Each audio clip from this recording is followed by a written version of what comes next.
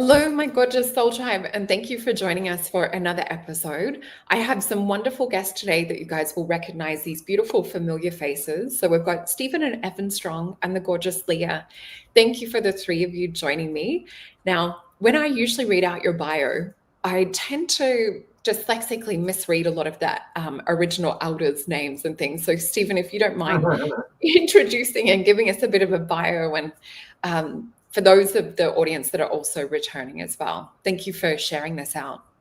That's okay. Well, happy to be here, aren't we? Yeah. Oh, very much. Thanks so. for having Thank us. you. Thank you. Oh yeah, if you guys just want to say like a little bit about yourselves. Sorry. Yeah. My That's bad. okay. And just make Oh, sure to be close to the mic because you guys are coming through a little bit softly. Okay, I'm just. Thank you. Yeah. Is that better? Is that better? Hopefully, yeah. Yeah. Okay, so we've got that ticket link up. So we've been helping to promote an event at Byron. So if anyone wants to escape the cold end of winter, come to Byron. As I look outside and it's cold and raining, but It's 23 degrees today. Yeah. Let's be fair about that. okay. All right. Oh, And that's it heavenly compared to Melbourne. was 25 yesterday, so it'll be warmer here. Mm. Look, this one for us is, we've done a lot of shows, as you know, Solreta. This one's different.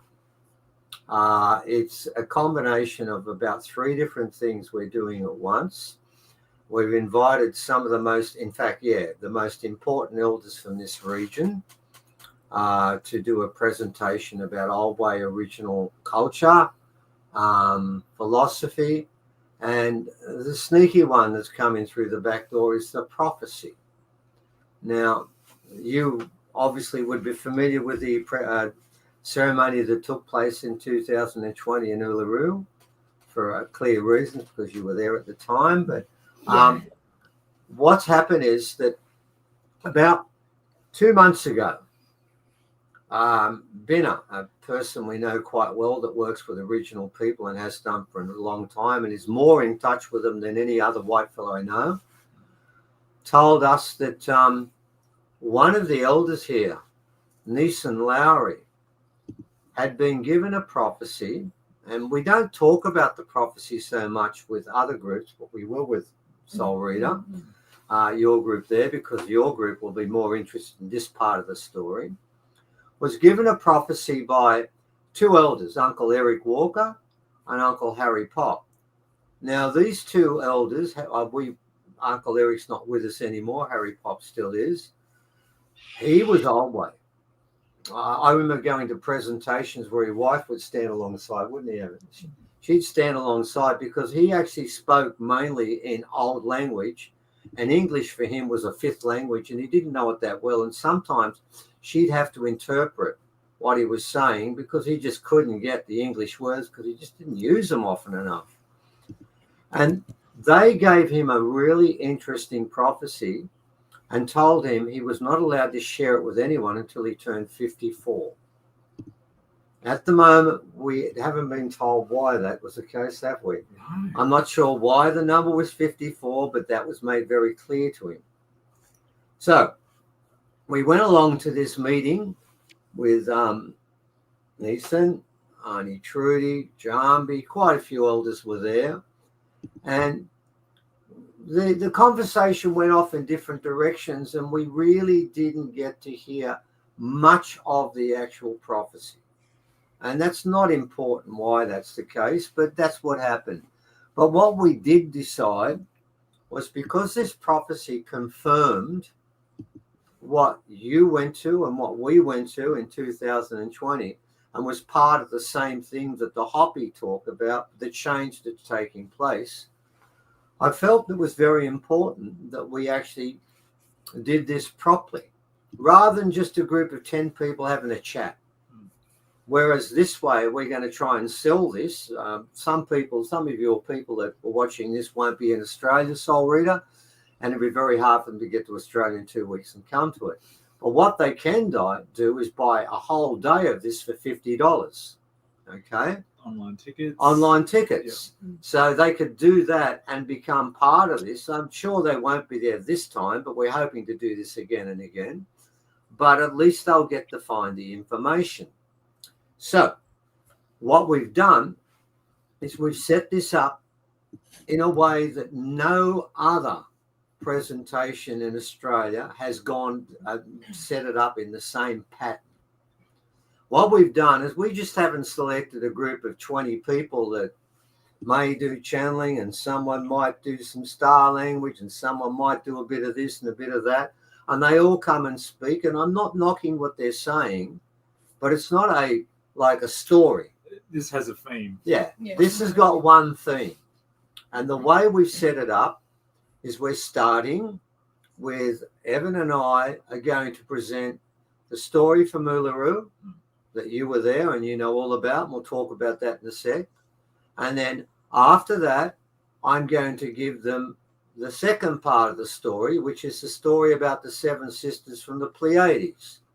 And we're going to talk about evidence in the form of the skulls that we have that are not from this planet, and artifacts we found that we've had analysed that have readouts that tell us, well, what's this? 42% not from the planets, not on the periodic table, 24% not on the periodic table. We'll present those things. And what we're trying to do is we're giving some empirical background. So when Neeson and Uncle Lewis Walker, and they're going to do a 2-hour session after us, and they will talk about the prophecy. So what we're going to try and do is set that up so that when people get there, their empirical mind has been assuaged by all this evidence, and they won't be asking questions like, well, what is this? How can you prove it's happened? We'll do that. That'll be our job. We'll do that. And then after we've done that, we have a lady coming along. And what does she do, Evan? That's Catherine. Numerology. Numerology and sacred astrology. And she's going to talk about the fact there's a change coming through her readings. So that's Catherine. That's Catherine. Yeah, we're going to cover from both sides, Solreta. Yeah, we're going to cover from both sides. Yeah, we're going to come in with the science, right, and film and stuff like that. But then after that, we're going to have this lady, and she's going to do a half-hour session. She's doing 2 half-hour sessions, one at the start, one near the finish. Then once that's done, we have a break, and we're going to have, I think, a couple of breaks, aren't we, Evan? Fairly long ones, because we want to give people a break. We don't want to overload them too much. They have a half-hour break, then they come back, and they're doing a session. Normally we do 2 1-hour sessions at a break. Well, this time with Neeson and Uncle Lewis are going to do it together.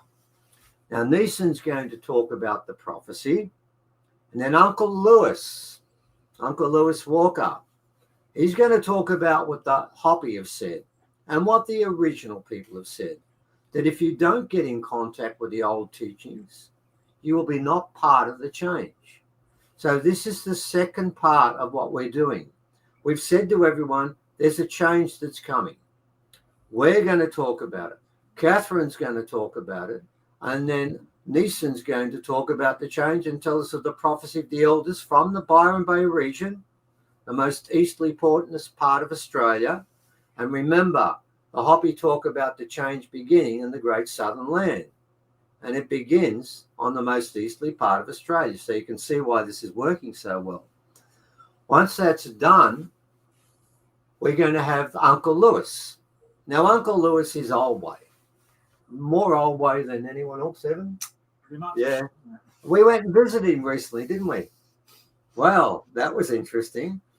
We drove to his place, and the last 3 kilometres, what was the road like, Evan? Yeah, pretty hairy. I'm glad we took the 4-wheel drive. Treacherous. There's no road. Treacherous roads. We got to a creek and we're thinking, okay, how do we get through this? And we think, we'll try and get around the edge there and see if we get out. And when we finally get there, what do we get? There's Uncle Lewis on his own with his grandson and about 15 dingoes. I must admit, having 8 puppy dingoes surrounding you, pulling on your shoelaces and licking you was probably one of the cutest things I've ever seen. It was awesome. Yeah. They're running around, the dingoes are running away. And then we've got Uncle Lewis. Now his bed lays on dirt. His roof is a tarp. and he doesn't live with any other Aboriginal people, Barry's grandson, and his dogs, the dingoes. And this guy lives old way.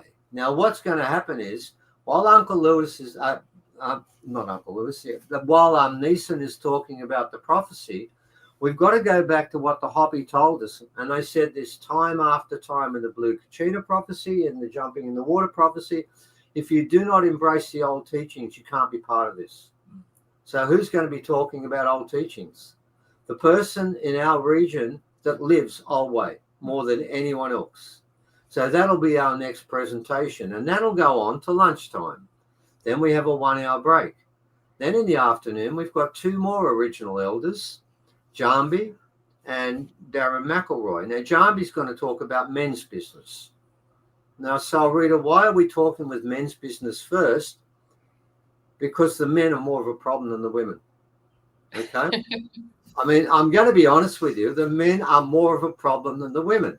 Now, Jambi's going to be talking about men's business, but he's going to be talking about the fact men's business is not being a buffhead and going to a football match and punching someone in the head, then getting drunk. That's one form of men's business, but it doesn't do much for your soul. So he's going to be talking about that. And after his hour, then Darren McElroy, who is the nephew of Kano Walker, our elder, he's going to do an hour talking about one man, a leader. Now, I know we've got wonderful leaders today around the world like Donald Trump and Albanese and all these Stammer and all these great people that get around in groups and get in suits and ties and talk about nothing and nothing ever happens. But we believe in the future, those sort of leaders are the wrong ones. So what we have to do now is we've talked about men's business. Then we're going to talk about the right sort of man that can be part of the change. And that's what that will be about. So that ends the first day. Then we start the next day. Now we're talking about Wirrachin, blackfella, whitefella, dreaming, right? And what we're bringing on next is another male, and that's Binner. He's going to be the MC, and he's a white fella that is more black than most black fellas. And you can ask all the black fellas, can't you, Evan? Yeah. They all know him. And like 2 of them said, we're not talking unless Binner is. I said, no, mate, he's the MC. He'll be talking. Oh, good, then we're coming. It's like that. And he's going to talk about being a white fella and then learning the old way and becoming part of it. Because a lot of white fellas think, oh, I'd like to do it, but I don't know how. How do I do this? He's written a book about how to do it, right? And he's going to talk about that. And I think that's important. And once we finish with Binner, then we've got Arnie Trudy, we've got Leah, and we've got Catherine coming back. And guess what we're doing there? Women's business. Put them all together.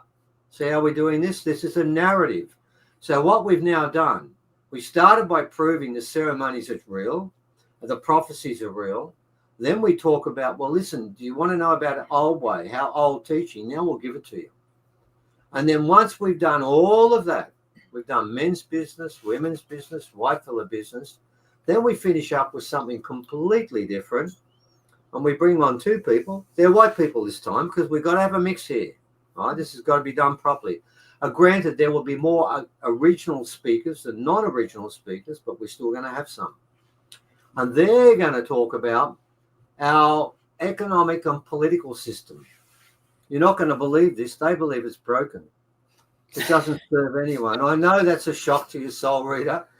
Such a shock. The system we have at the moment, and I'll give you examples of it, is fundamentally flawed and only serves a very few people who have not got the right opinion and the right approach to anything. I know that might be a shock to some of your listeners to hear that, but yes, we need to cover that.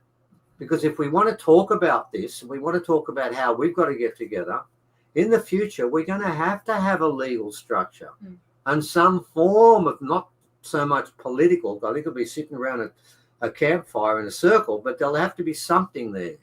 So we're addressing that. And then when that's finished, then we have a roundtable discussion and everyone can get involved in that.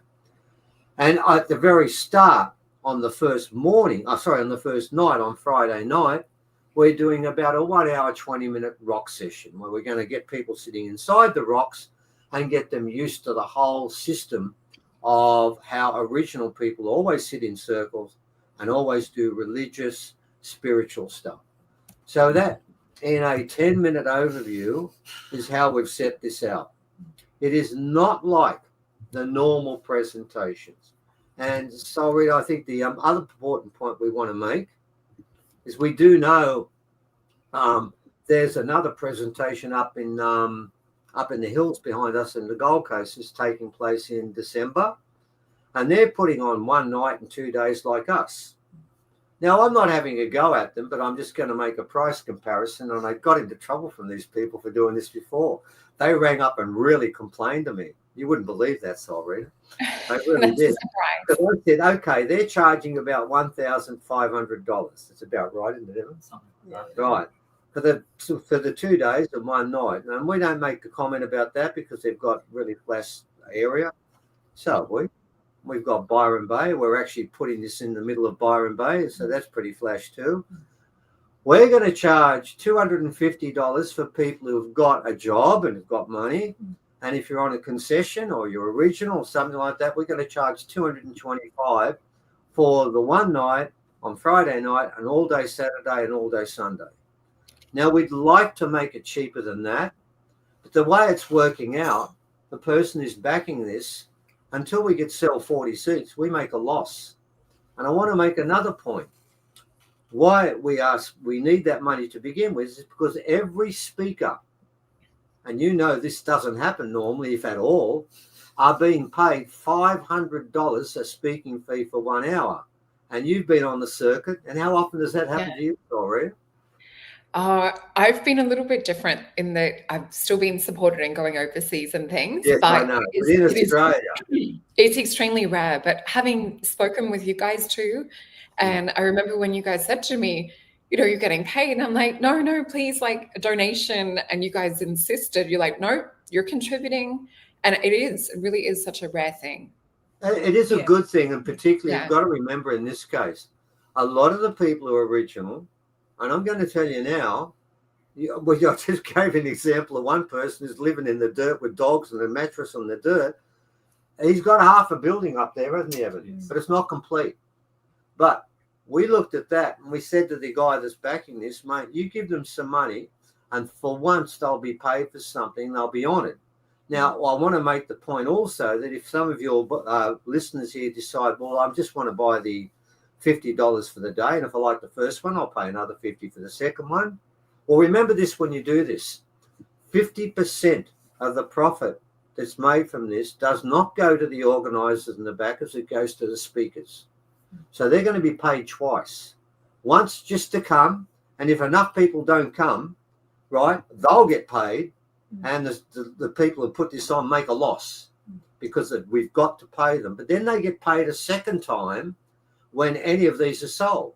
So anyone that gets involved in this, I want you to think about this. 50% of the money you're putting in goes directly into the pocket of the speakers that you've just heard, of which the original speakers there and the non-original speakers, I've got to tell you, they're not rich either, but the original speakers are not rich. That $500, let me give an example of Uncle Lewis. Remember that? Yeah. It's a great one. When we told him, we want you to talk about your stuff because you're the last one that can talk old way. You've got to put this out. He said, am I getting paid? I said, definitely. He said, can I have a pie? I said to him, mate, you're getting $500. You can get 100 of them if you want. He said, I want to be good. He said, 100 would be a lot better. I said, yeah, that's what you're getting. So we're doing that.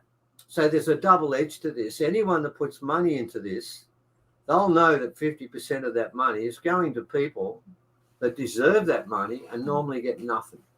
So that's what we're trying to put on. And what I need to share with your listeners, and of course we're really pushing the prophecy part with your group, but with others we talk more about learning about. I've been on a couple of radio shows and I've said to each of them, I didn't even mention the prophecy. I said, look, mate, I said, the system we've got at the moment, your society is broken. It's falling apart. I said, now you're living with the oldest culture on the planet and your society is falling apart and theirs stayed together for hundreds of thousands of years. Don't you think there's something in there that you mob need to find out about, because it's not working the way things are. And I'm getting good responses from them when I just use that. I'm approaching that. What I haven't told them is when you come, you're going to get the prophecy too, but that's sort of, we're sneaking it in through the back door. But for your mob, we won't sneak it in through the back door. We'll push it through the front door in a big open door. Oh, So we're what so we're trying to grateful. do is convince people, number one, there is a change that's taking place. And a lot of people talk about that. You've heard that, Solreta. Lots of people are talking about it. But we can give you evidence. And if I can, I'll finish in a sec, because I know these guys want to talk a bit too. I'll give you one piece of evidence we'll be showing people. And you're probably aware of it because you were there at the time and you're aware that we collected a lot of it. But one of the most compelling pieces of evidence we've got wasn't ours, was it, Evan? That was the one. When we're at the ceremony, and of course you'd be aware of that, Solreta, because you were at our ceremony there, and we had about 300 people in a circle sitting around the rocks. There was another group that went up to the viewing platform and were just filming Uluru. And at 7:36, they filmed something that I believe is absolute proof that the rock, which the elders said had the magic box within, came alive. And what actually happened was these people made it very clear that no one had a flash that went off behind them. And what they did was they filmed Uluru, and they were filming the clouds. And we'll talk about that on the day. And you know what I mean about the clouds because you were there when you saw them. Everyone was so blown away by the cloud formation and this massive bright blue patch in the middle of it, that all we did was just look at the clouds. And these people were filming the cloud, but what they also filmed was at 7:36, 4 minutes after the meditation started, there was a huge explosion of white light that came out of Uluru. They never saw. They only saw it when they looked at the film and said, what is that? And what it is, it covers the whole sky. It's only there for what, half a second? Yeah, about that. Yeah. It covers the whole sky, but it doesn't touch the rock or the ground below. It just goes up into the air. And what we believe we were filming was the moment when the magic box actually broke into, not idle, because the elders sung it up at 7:32, but they told us there had to be people around the world in this ceremony to drop it into first gear. And what we saw there was the magic box dropping out of idle into neutral into first gear when it exploded through the sky. And I believe that surge of energy covered the whole planet. So, and we have film of all sorts of things that happened that fit in perfectly with the Hopi prophecy. But remember now, it's not just the Hopi prophecy, it's the original prophecy. We'll talk about Kano talking about this. We'll talk about Auntie Minnie Mace giving us things that we can show you actually happened. And then you'll listen to Neeson tell you what their elders have said about the change that is taking place. And the whole purpose of these 2.5 days, 2 days and 1 night, is to get people locked into old teachings. That's the whole purpose of the whole thing. So yes, we are about 1/6 the price of people who put the same sort of thing on elsewhere. And we made it as cheap as we can. So people in the audience who are not working, yeah, $225 is a bit of money, but you can save up for it. You can do it. And if you just want to watch one day, $50, well, come on, that's a couple of cups of coffee. And by the way, ladies and gentlemen, if you're in America, it's about 2 beers. These yeah, days. if you're in America, it's not $50. It's about just under 30. And if you're in very England, it's under £20. So really, when you look at it, that's not a bad price for what we're doing. We couldn't do it cheaper. Yeah. Okay, and we're hoping that the people who are really going to benefit from this, if we sell lots of these YouTubes and stuff, the people who directly benefit are poor blackfellas. Yeah. So, I mean, this is a no-lose situation for anyone that wants to be part of that. And I can see that that's up. But that's enough for me now. I'm going to sit back and you can ask questions of the other people here. Well, thank you for updating. And I know that this audience in particular really does value and appreciate you sharing the prophecy side of things, because I know that's something that we continually talk about in themes of shows is what can we do? How can we show up and support? So thank you. And Evan and Leah, do you have something that you want to add, whether it's to do with the conference side or maybe give us some updates, what's been happening? Well, I mean, other than the conferences, we do have a few other things going on at the moment. Actually, quite a lot. Actually, it's quite overwhelming. We haven't stopped working. I don't know what a day off is. What's a break? Why don't you start with the one in Bosnia? Oh yeah. Okay. So we'll start with that. And thank God you're coming. Oh yes, I'm the Balkan representative. So we've been invited to go to the next summer solstice conference that Dr. Samir of the Bosnian Pyramids puts on. So we're going along to that, which is going to be really cool. We'll have that's it there, yeah. So I mean, we were lucky enough when Dr. Samir came to Australia, we were able to show him the Gothic glyphs and a couple sites up here. We actually got to spend some time with him, and I'm quite blown away the way that he can really connect into a sacred site. I've only ever seen elders do that before. He locked into it a completely different way. He actually read what the spirits were thinking. He sort of went into a meditative state. I mean, we've taken a lot of people on this site, Tellinger, Hancock and others, and they were good. But he was a little bit better. He locked into the other part of the story that you just picked through his senses, so he was different. We're really excited to go to that. Billy Carson and Michael Creamer are going to be there as well. There's a whole bunch of PhDs actually, it's going to be a very interesting. And all these, and mind you, like all these projects do lead up to something. The idea is because we've had many discussions in the in recent months about seeing how the system is failing us in every way, not just talking about on a social scale, but also just functional of life, like, you know, in just everyday life. So what we are hoping to achieve with all of these events that are coming up, and also you know, the online course as well, we're doing that too, is to actually start giving people something to go towards, as opposed to just disconnecting and plugging away from what has been going on in the grid, if you will, the mainstream grid. We give an alternative. And I don't even like to say the word alternative, because this is an alternative. This is actually the closest thing to reality that we have. Everything in this grid is the mock-up, is the essentially the matrix. You know, it completely cuts you away from reality, cuts you away from truth. I mean, and you can see that in every single system everywhere, not just in history or like the academic sphere, but also like on how we receive information, news, even on a spiritual sense as well.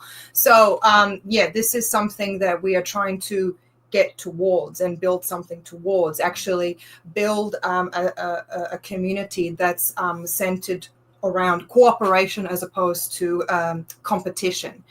And that's kind of what all these events are all about. That's what we're trying to do. We're trying to put forth something that hopefully, you know, and we're not, I mean, look, realistically, this vision is going to take many generations to see in fruition, of course, but hopefully we start building towards that, and you know, we actually start to see at least a turn. Because look, you know, I mean, it's all well and good to want to see this, to wait for the saviors if you will, to come and, you know, wash away all of our problems and clean our dirty laundry. But the thing is, we're the ones who have the responsibility to fix it. I mean, yes, a lot of these things have been put upon us by over many generations by other higher, darker powers.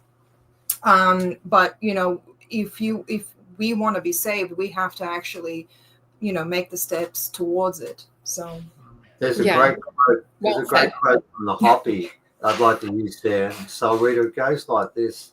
It actually ends one of the first prophecy Evan reads, and it says, "We are the ones we've been waiting for." Yep. I think that's really important to understand, that if you're looking up in the sky for someone to come down and wrap or across, it's not going to happen. Yeah. The one you're looking for is inside you. And what the Hoppy said is very simply this: it is up to you to jump into the fast flowing water. And if you don't, that's your decision, because there'll be plenty on the shores that won't be jumping in. And this is what this is about. We're saying to people, okay, and what you said before is very importantly, where we are now, we live in a place up in the far north coast of New South Wales where primarily the hippies in the 1970s and the late 60s decided that the society we're in was rubbish. And you've got to give them credit. They saw that before anyone else, and there was a movement in the late 60s everywhere. I think there was a movement in the 20s as well. Well, there was a movement in the 20s. The same thing Every happened 50 again. years. And it happened again in the 60s, and both times they hijacked the movement. But what it showed you was a little period of time when people looked around and said, this is wrong. But the problem is, and Leah was correct about this, it's easy to walk away from something that is wrong, but then you've got to find something to walk towards. And that's something that both in the 20s and in the late 60s, people could see this is wrong. And they said, I'm going to do this, and it's going to antagonize you because it's against what you think we should be doing. But God, where do I go to? And the answer was they really didn't have a place to go to. Now, the Hoppy have said this, and so will Neeson and others, and the elders have said this. And this is not just an original prophecy. It's a prophecy from indigenous people all over the planet. It's not limited to one group. Everyone's feeling it in different ways and sensing it. Well, what we've got to do is say, okay, then you're telling me our politics is broken, our society's broken, our economy's broken. I can see all that. What do we do? Well, this is what this is about. It's what do we do? How do we learn to live with one another? And when I told these mainstream radio stations, and I've already done Triple Z, and I don't think I'll get in the ABC because they won't touch original stuff. I remember when he said to me, the guy there said, you've got me. Can we film this now and put it up straight away? And will you ring me back and we'll do another one? It's when I kept telling him, what you live in, your society is falling apart. I think most people can see that now. They can see it. Yeah, I mean, this guy said straight away, you've got me on that.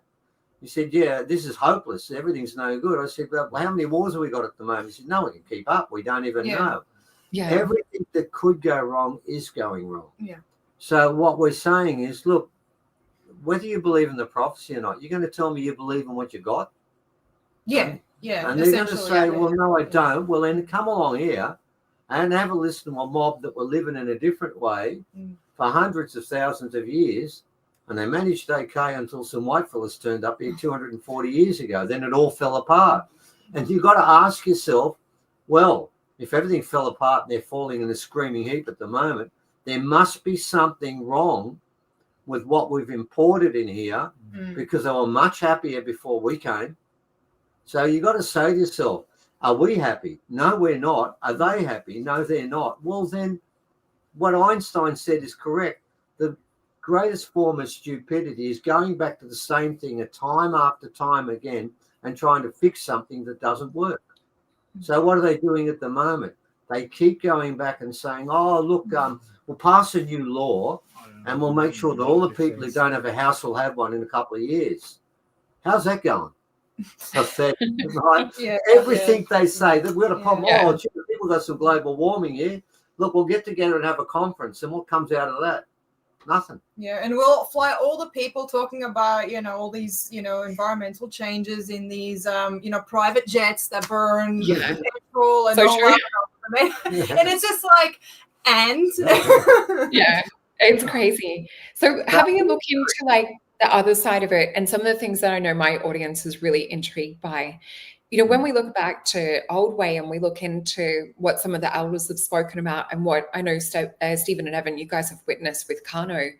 And I think it was Kano that said when he appeared on one side of the fire, when you guys were there with Graham Hancock too, and he was talking about, you guys can do this too. You've just forgotten. Are we going to see more of that kind of old world magic start to come to the surface? Because I know I'm seeing it with weird interactions with nature, with fairies appearing on screen in photos and strange electrical things too.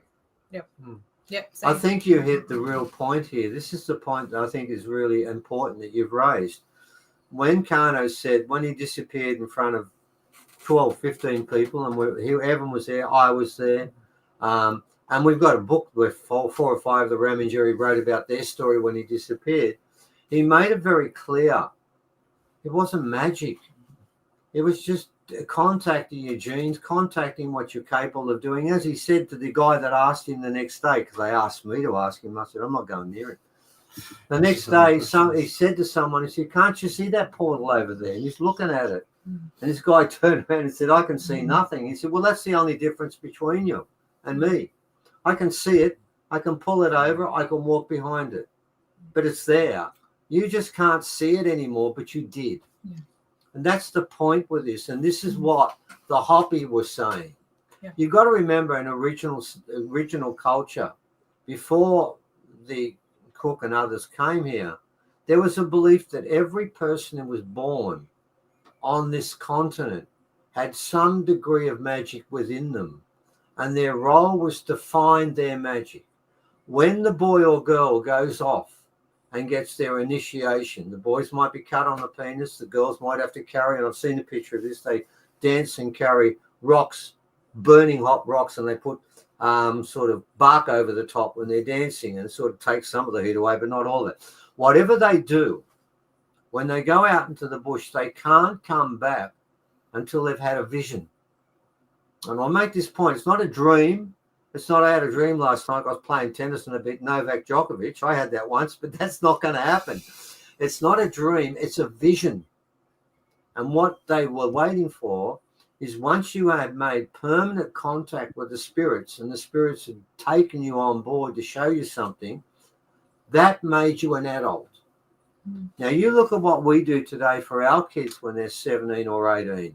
This is what we do. We lock them up in a prison called the school, and for 12 years, we teach them what other people said the answer is. They're not taught to ask a question. They're taught to memorize the answer. And when they come out in the last year, we put them in a big hall, and we tell them, we're going to get you to write down in 3 hours some answers to some questions that you had to memorize that someone else told you was true. Now, if you do a really good job of that, the rest of your life will be successful. If you do an adequate job at that, you might do okay. We're not sure. But if you fail, your life will be a disgrace. You'll be a failure for the rest of your life. Welcome to your initiation.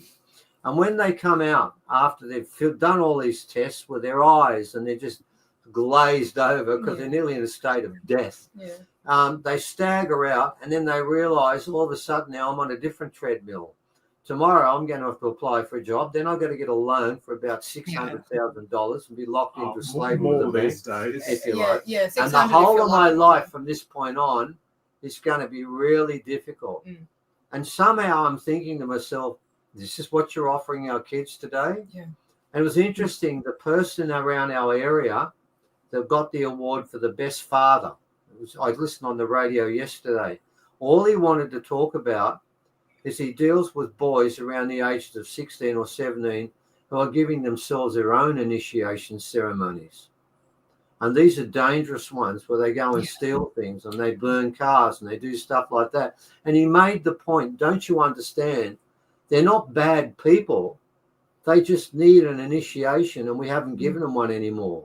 And the one we do give them, what that means, if you're in the 1 class in year 12, you're going to be happy to do this initiation because you know the answers to these questions and you're going to do pretty well. And you're prepared to be part of this system because you're going to get money. But if you're in the 10M7 class that I taught once, and there wasn't an A class because there was nothing left, all of those kids were doing exams where they failed everything.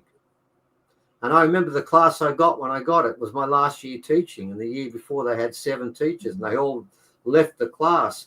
They were a fantastic group of kids that had been utterly damaged. And all they knew was, I'm at the bottom of the stack here, and I had to try and convince them they weren't.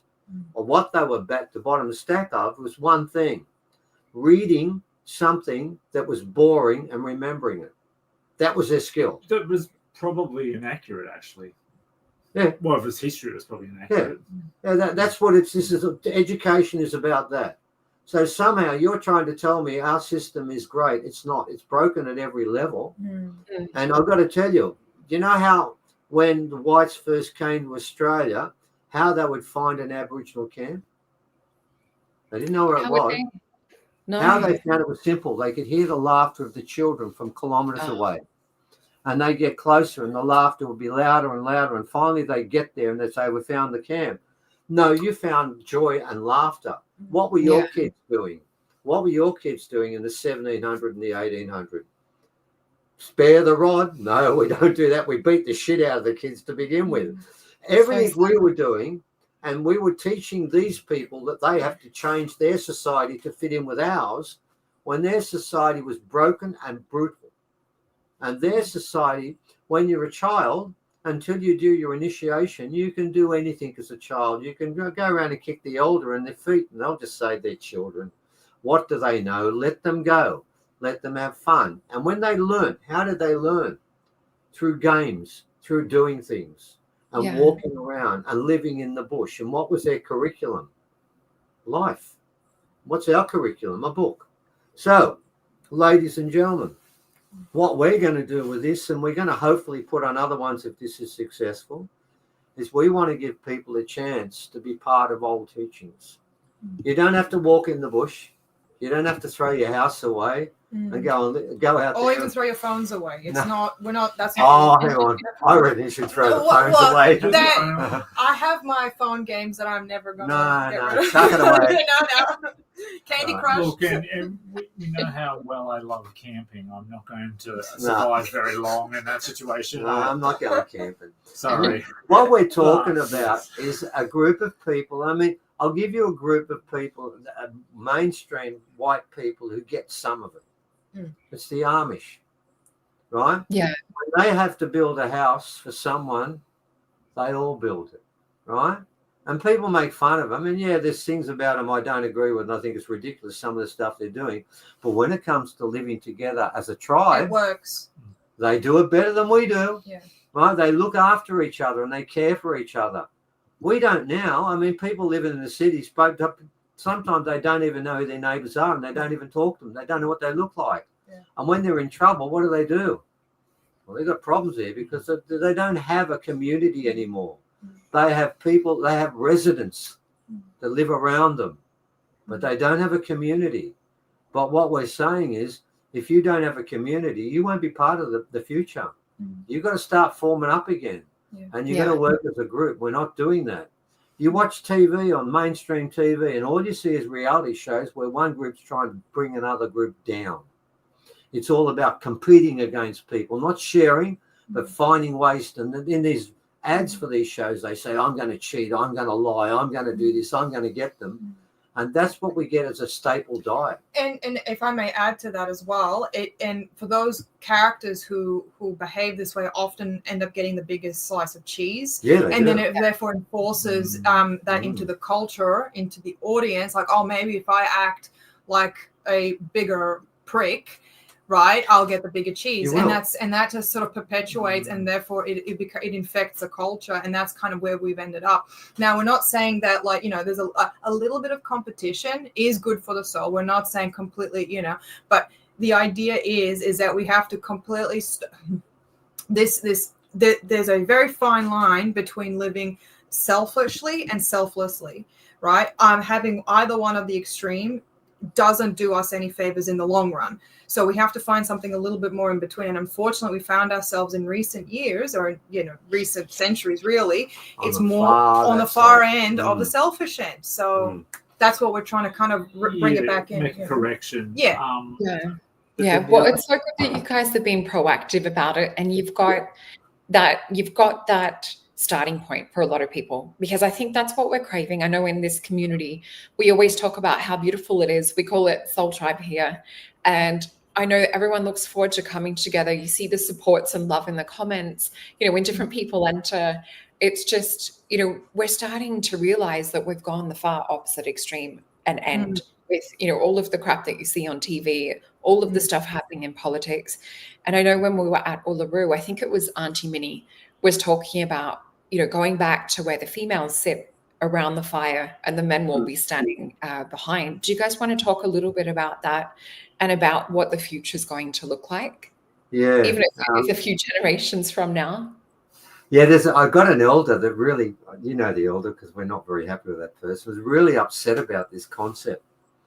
What we've been told, and I'm quite comfortable with this, is that when this change takes place, and there's sort of a parting of the ways, if you wish.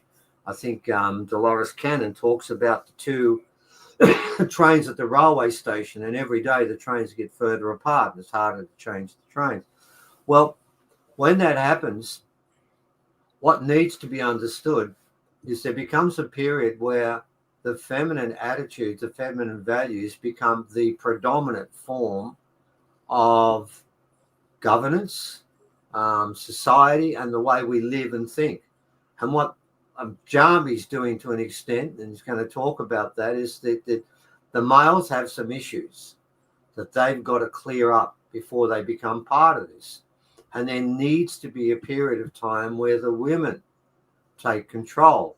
Now, I've had some original people say to me, they're not happy with that, haven't we, Evan? We've said that, and I've said the same thing, and I'll give you an example of this to try and explain. Those people saying that don't fully understand how the societies used to be.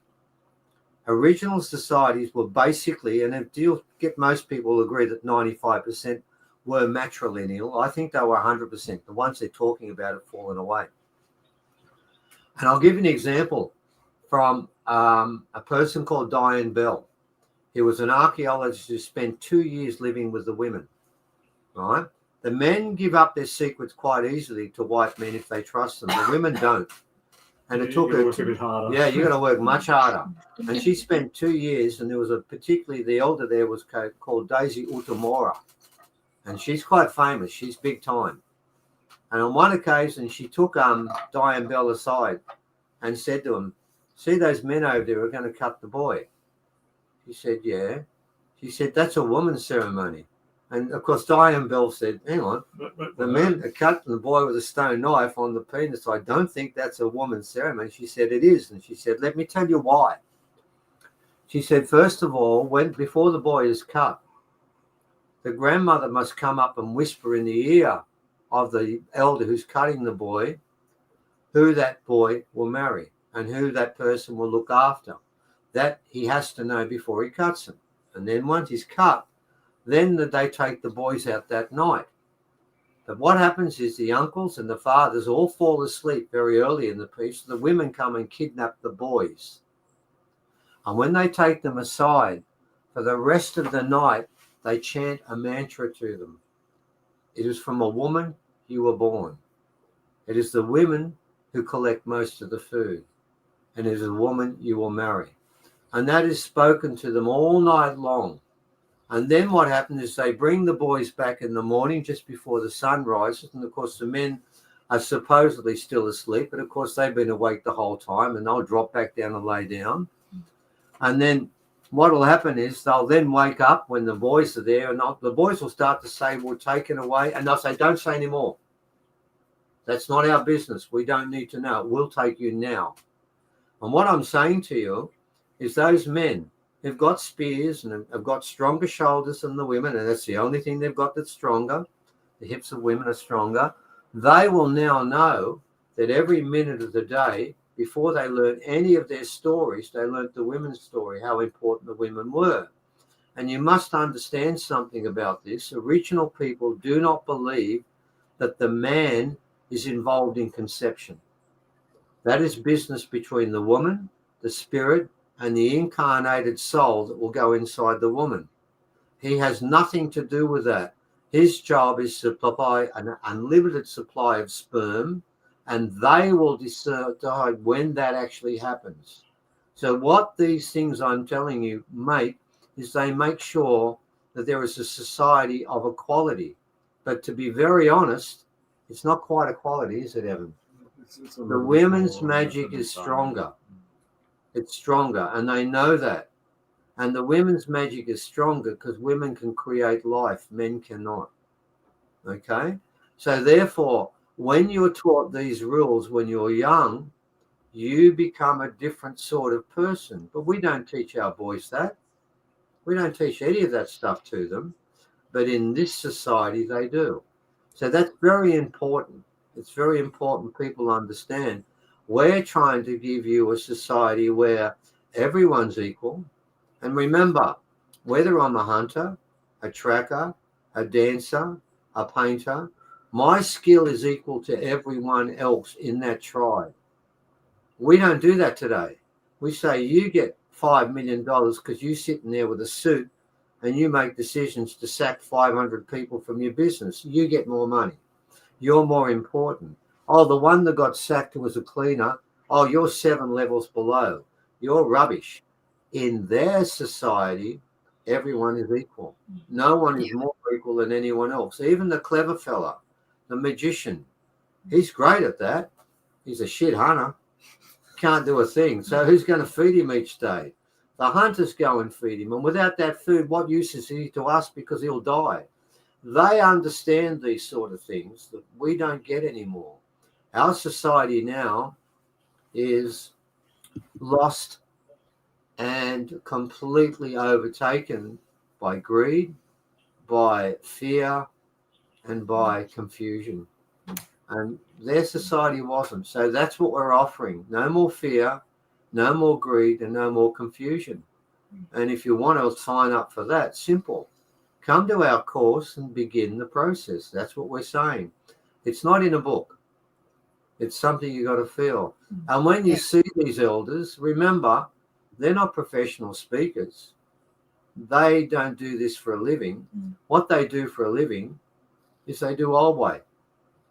And that's what we've got to try and teach people. So that's what this is all about, old way. We'll give it to you as best we can. And if you listen to all that, you'll get a better feeling. I remember the organizer asked us if we could write out a précis of what each of the elders are going to talk about. And we laughed at him and said, mate, these guys get up and they talk, but they don't have notes. And I mean, you take Auntie Trudy, and I think you've seen Auntie Trudy a couple of times. Yeah. Nobody knows what she's going to talk about. And I don't even think she does. She just gets up and talks. That's what you're going to get. Sometimes you're going to find, you're going to think to yourself, what's this person talking about? Where are they going at the moment? And the answer is, we're not sure. We're not sure. But old way is like that, isn't it, Evan? Yeah, it goes around often in a circle, and then when you reach the point where you're like, I don't know where this is going, that's when you get to the point. Do you remember when Auntie Bev talked about star people the first time? Yeah. So, and then they'll often layer the same story over and over, but then they'll add an extra bit each time. And I remember once when I was just telling a story to some friends, I started doing that too, and they're all looking like, what is your point, Evan? Like, I'm getting to it. Hopefully I'll get there. But you do in the end. I remember when Auntie Bev, they yelled out and said, she's talking about star people because you'd never done that before ever. Wow. I'm coming in there. Next 25 minutes, there was no star people there. And I thought, what's going on? Then it came back. Yes. It came back. So I've got to make this point. When people listen to our elders doing this, they'll tell a story. But within that story, there's 4 little offshoots that go into different directions. And just when you think, I don't know where this is going, then it comes together. So we're going to be doing, and that's how they tell stories. Yeah. And that's what you'll be getting. And we found it quite funny that he's a nice guy. He's funding the whole thing. And we've got to give him credit for that. But he had this idea that they were going to do this like white people. You know how you write everything down and you work it out. Oh, here's a joke. I'll put that in now. I'll memorize that one. Oh, hilarious. We don't know what Neeson's going to say. I have no idea what Uncle Lewis is going to say. So we did have Uncle Lewis on our show several times. Yeah. And, you know, we tested the camera and, you know, that all worked. And then when he clicked on, they'd set up their webcam in the roof and he would draw things into the sand. He'd draw his stories in the sand. And when he's finished, he'd scrape it like a mandala. That was awesome. Yeah. That was so incredible. Wow. I had no idea that was going to happen. Never saw his face. All you saw was the back of his head. And And he'd rub out the story and tell you another one. Yeah. Now, that's the old way. That's how stories were told. Once the story was complete, it couldn't be left there. It had to be taken away. So you're going to be dealing with someone, and that's how they teach and that's how they were taught. And I do know that his mother is famous for actually flooding the whole of Lismore, and no rain went to actually picked up an axe and split the storm in half, and it never rained in Lennox Head. Evans Head, Yeah. because they were doing ceremony there, and it flooded in the rest of the far north coast, but never touched that place because she pushed the storm away. Well, that's his mother. So you're dealing with someone that's basically come from the same sort of upbringing as Kano and others like that. Yeah. And they're rare, right? There's very few of them left. There's some up in Armorland, some in the desert. But on the east coast of Australia, you could count them on one hand. And we've got one of them there. We hope. I know it's definitely coming. It's definitely coming. You've got to remember, blackfellas like this are not real good. And one thing, what is that, Evan? Timetables. Man, it just doesn't work like that. I said It's a whole different thing. Yeah, but we had a tomorrow marked out. I said, no, I'm just coming tomorrow. But we think we've got around that. We're pretty sure he'll be there. The other thing we're working on is pre-British civilizations visiting Australia. So, yeah, it seemed to be pushed in this direction even up until yesterday. So, yeah, we're finding that there's a whole bunch of cultures that came here. And here's the thing that surprised even me. You would assume, oh, well, that's another, you know, imperial culture coming here. I bet they're like the British. Sometimes yes, sometimes no. Often I'm seeing some sort of collaboration, a friendship even. There was a linguist that looked into languages up in the Kimberley and found out the same word for tortoise, turtle, in Portuguese is used in those tribes as well. And we're finding like habitation going on where they didn't just come and hang out for a night or two. They actually were there for a significant period of time. Like hundreds of years. And we've got a situation that turned up yesterday, which we're dealing with, which is absolute proof that no one in the world can dispute that people were living with the original people thousands of years ago, and they came from another country, and we know who they are, and we know that basically this is involving relations of the emperor who were living in this place. And we've now got absolute proof, and we won't be able to go further than that, but within a month and a half from now, we'll be able to release proof that will change the whole history of Australia completely. Wow. Probably the history of the world completely. And it's been found, it's been analysed, the chemistry has been done. They've contacted the experts from, in fact, probably we're dealing with the top expert on this country in the world. And they've validated the fact that this is thousands of years old and found in Australia. And it's there are objects there that are metal, that come from a high quartz. All sorts of things have turned up that prove that this country is far more difficult. And we've got to ask the question, why were all these different cultures coming to this continent? Yeah, that is the question. That is the we're big doing question. it continuously for a very long period of time, and not just one or two areas. So I'm struggling to find someone that didn't come here. Yeah. Yeah. Wow. We Okay, that's so different to the educated, or Victorian government education, and I'm sure it's the same where you guys are. Oh, definitely, and it even goes into more modern history. And for years and years and years, I looked into, there were references of some explorers communicating with original tribes with Masonic hand signals. And it said that it was Elkin online everywhere, and I just couldn't find anything on that. But what I ended up finding was it was another explorer called Stewart, John McDougall Stewart. So what happened was he was travelling through around Tennant Creek in the Northern Territory, and he started communicating with Masonic hand signals. So, and I remember Bush Tucker Man, Les Higgins, talked about that as well. And I found his diary, you can see it online and all of that, where he describes what's happened. But what I didn't realise was for decades and decades after, that had captured everyone's attention. And they were like, oh, so anyone that has any contact with original people, please ask them about Masonic thing. Please ask them about Masonic thing. Yeah, it's intriguing. And especially when you look at things on the 33-degree line, you know, the rocks that you guys have, and just, you know, there's a lot of synchronicities. Oh, there's a lot of synchronicity in this. The 33 degrees that the rocks were all placed on, the 33 degrees that were marked as the major angle on Ross's Rock 1, those things are not coincidental.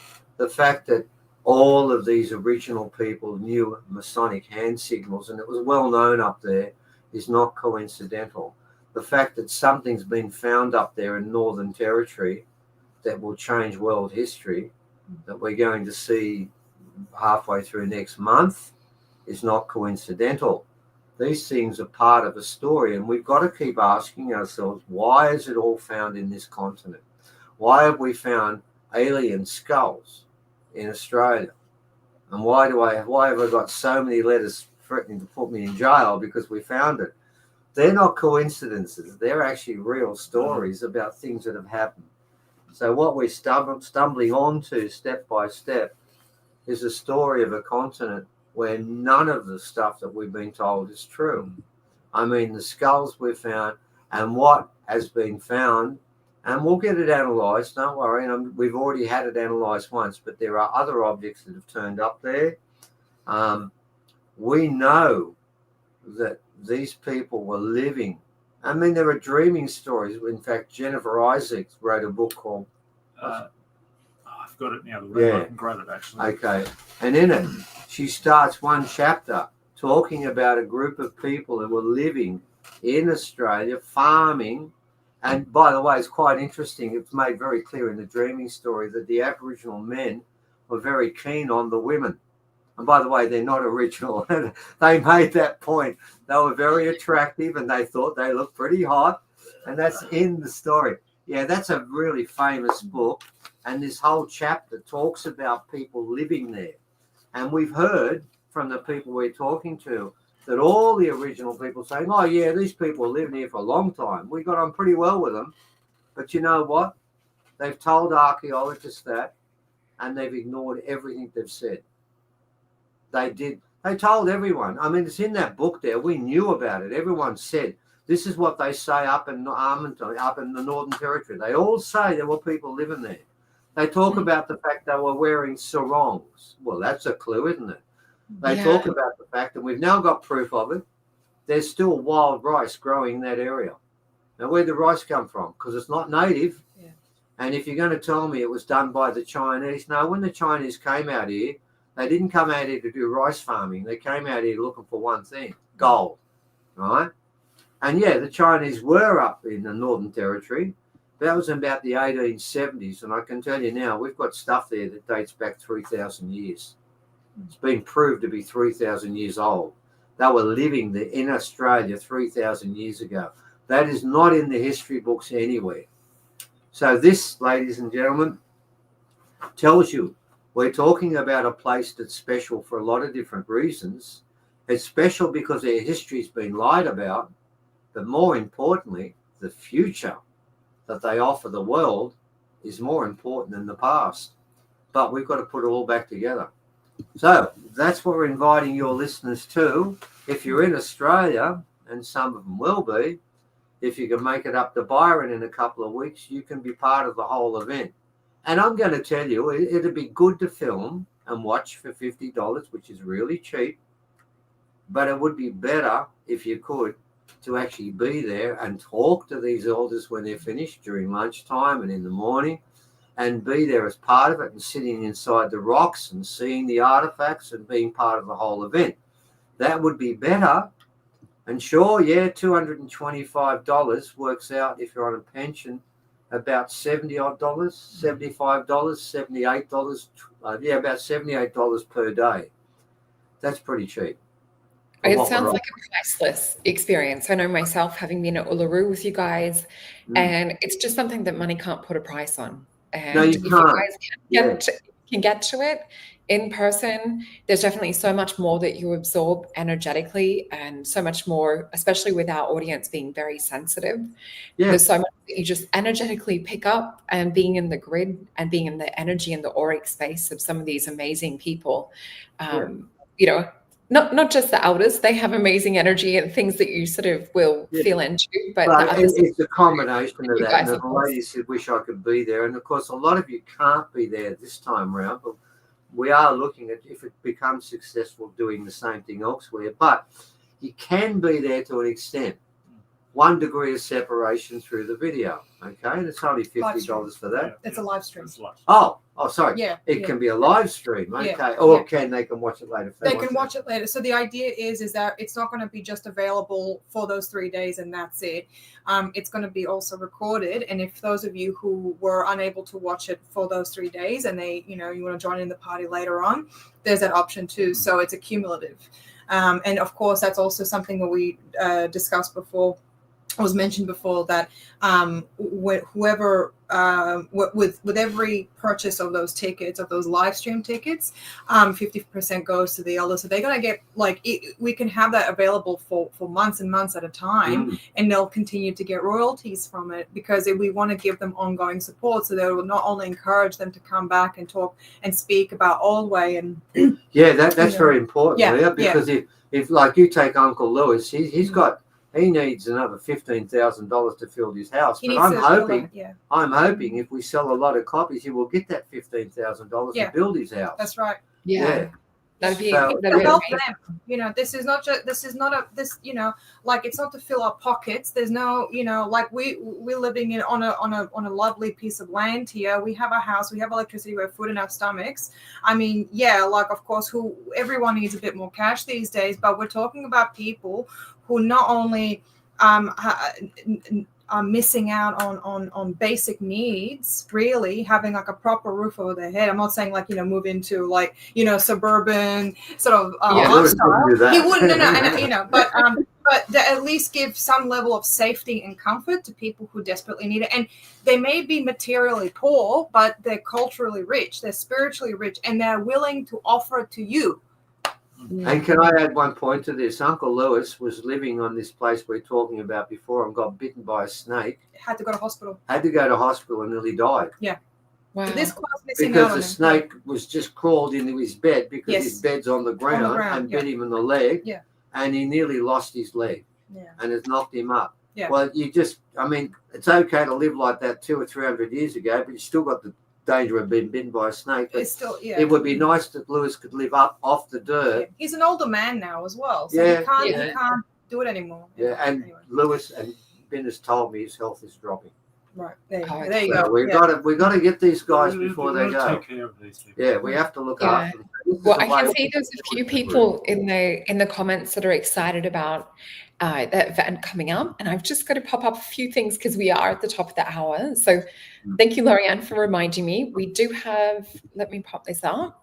So we've got this coming up, which is a free event for everyone next week. So there is a link. It'll be in the if you go to the post section in YouTube, it'll have the link where you guys can go and actually register. So this is a private event that is free, and it's really just a chance for our soul tribe to come together energetically. We're also going to be working with getting rid and purging everything before we go into that second eclipse. And we're going to be doing an activation and meditation together as well. So please make sure to check that out. And I just want to remind you guys, if you are wanting a one-on-one reading, head on over to solreta.com and you'll see that there's many different types of readings to choose from. And also, shortly after we have the activation event, we will also have the event over at Soul Alchemy Potions. This is the one from last month. The next one will be up later this week. So please make sure to grab your potion and come along to the event. And I don't want to miss out on sharing your amazing website, because there's so much that is jam-packed into this. This is like years and years of work.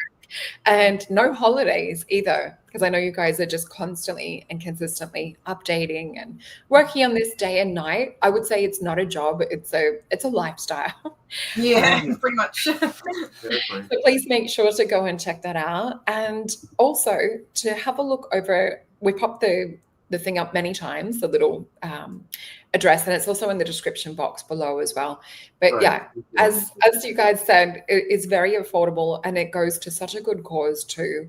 So please make sure to go and check that out. And I do want to finish on, we had a couple of questions, but we don't always get a chance to answer everything in the hour. But Lorianne was asking, is there anything else that you guys want to add to do with future prophecy, just to end on? Well, no, because really this whole thing is based around Neeson's story. And someone in one of the radio stations asked me, would I like to talk about his prophecy? And I said, well, no, it's just prophecy. Uncle Harry Pop and Uncle Eric Walker never told me and Evan the prophecy. So no, we can't. What we can say is we know it confirms what took place at Uluru. We know it confirms what Kano said, what Auntie Minnie May said, and we know it confirms what the elders, the Hopi prophets and others, and the Cherokee and the Inuit are saying. We know this is just confirmation of what all the Indigenous people are saying. What you will hear on that day is whatever he was told and what we can add to that, and then you'll hear Lewis explaining how to get there. So we can't add any more than what we've added, because that's all we're really allowed to say. So, yeah. And I guess from what you've said too, that we don't know what to expect on the day, because the elders will talk about whatever they feel moved to talk about too. So Exactly. you have to be there to receive the information. So I just want to say thank you again so much, guys, for coming on. And yeah, I would love to have Leah back and do an individual show with Leah as well, and chat some alien stuff. I think that would be Oh yeah, there's loads. Let's do it. cool. All right. So yeah, everyone's just so grateful for having you guys here too. Remember to hit that subscribe button. And yeah, thank you guys. Thank you, everyone. Okay. Thank you. Bye. Thanks so much. Good on See you. you guys. Bye everyone. Bye. Nice